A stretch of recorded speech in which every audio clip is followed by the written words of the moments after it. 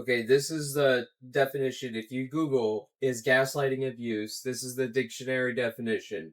Yes, gaslighting is a form of emotional and psychological abuse. It is defined as a manipulative tactic used to coercively control and gain power over another individual by causing them to doubt their own reality, memory, and sanity.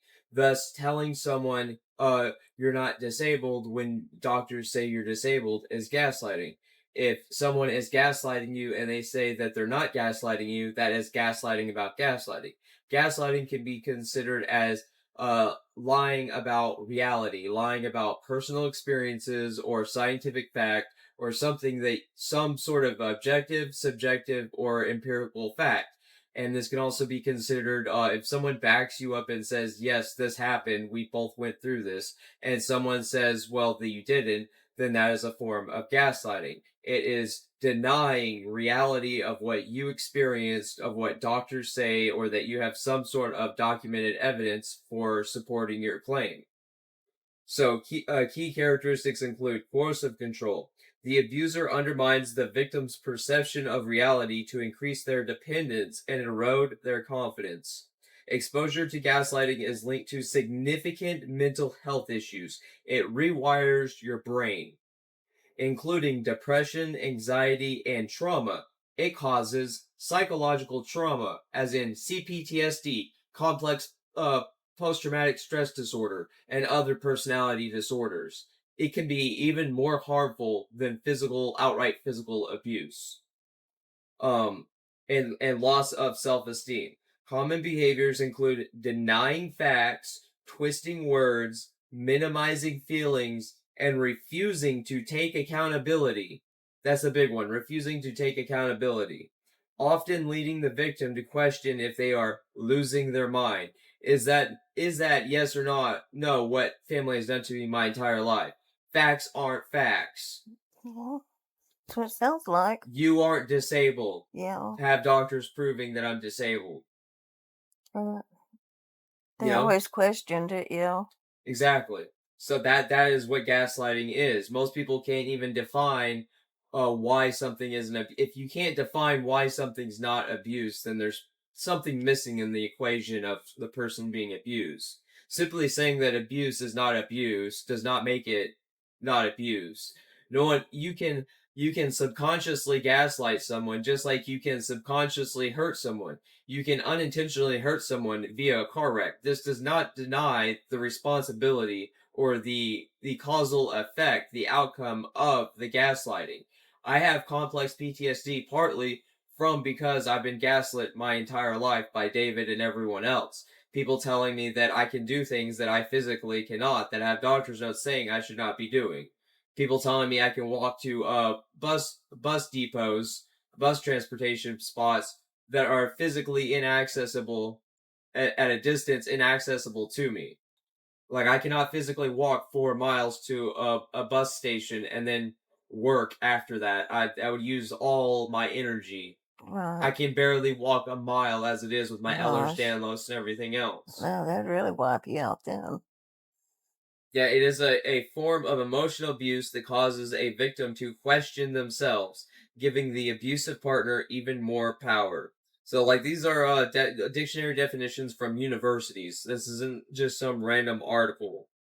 And distorts their partner's reality by denying facts, the situation around them, or their partner's feelings and needs. It can cause a survivor to question themselves and become unable to trust their own perceptions and judgments. This gains the partner's this gains the partner control and power over the survivor, whose self doubt and erosion of confidence leads to increased dependence on the partner who is behaving abusively. So, this is like someone saying that, like, well, I financially support you, so I can't be abusing you. That is gaslighting. That is coercively using control to abuse someone.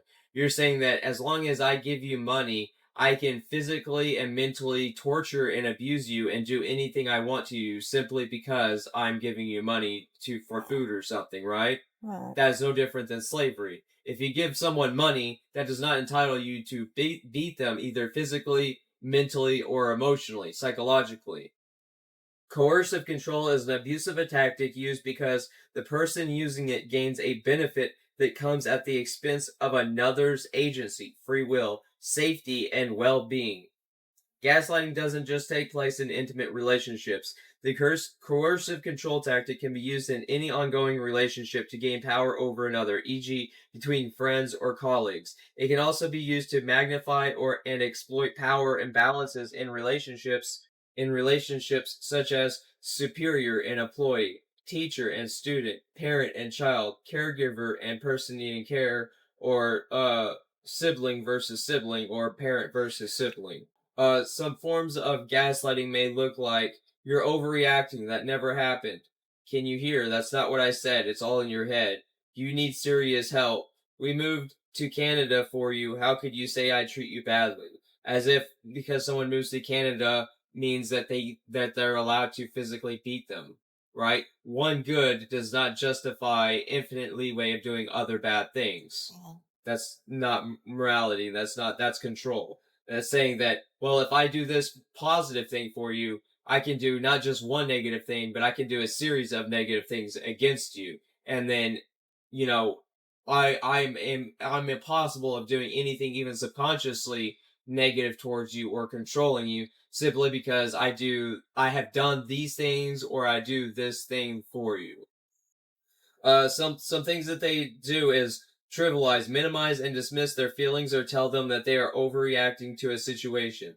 People are allowed to be emotional and aggressive towards gaslighting because it causes psychological permanent damage to your brain. It rewires your brain. It physically restructures the physical structure of your brain. It's not just neurochemical. It physically changes your brain. Tell them that they are overreacting to a situation. Lie about or deny something and refuse to admit the lie even when proof is shown. Is this not what Paul has done to me? Is this not what Paul has done to me? I show facts and then he just ignores the facts. I show him proof that he's gaslighting and he ignores the gaslighting. Distort reality. Be adamant that they did or said something even when they did not. Blame them for something that wasn't their fault and make them feel like they have to apologize. This goes into CPTSD, how I'm blamed for my CPTSD. So they blame them for something that wasn't their fault and make them feel like they have to apologize. So like this is like having a neurological condition that causes you to re-experience trauma like complex PTSD, and and this is analogous to having complex PTSD because they won't admit when they're wrong. Like most of my situation is because family won't admit that they're abusing me. And since they won't admit that they're abusing me, this causes me to constantly re-question and reevaluate facts and reality using my mom and scientific data. Um, and all they have to do to stop the CPTSD from happening is simply admit the abuse. It's not that hard. And since they're denying the abuse, they're gaslighting about the abuse, so they're abusing me by denying that they're abusing me. So it's an endless cycle of abuse that I've been going through for 30 fucking years. It's crazy. Um, and they want to say that I'm violent or this and that, but his kids have physically attacked my mom and I did nothing in response. I've never physically hurt anyone other than one time when it was in self-defense versus David, who was literally strangling me, so it's a matter of life or death, and my mom is a witness who has verified this. Um, I've been gaslit that I'm not disabled simply because people say I'm not disabled. People say, oh, you don't look disabled, therefore you're not disabled. People say, well, you're a man, so you're expected to work anyways. It doesn't matter that you're disabled simply because you're a man. These are all tactics of gaslighting, whether conscious or subconscious, does not change the effect that it is abuse. So like if someone hallucinates and they punch someone, that doesn't mean that they didn't punch someone, right? Right. It just means that they weren't conscious of doing it. So, impacts of gaslighting on survivors. Gaslighting can affect someone's mental, psychological, financial, and physical well-being.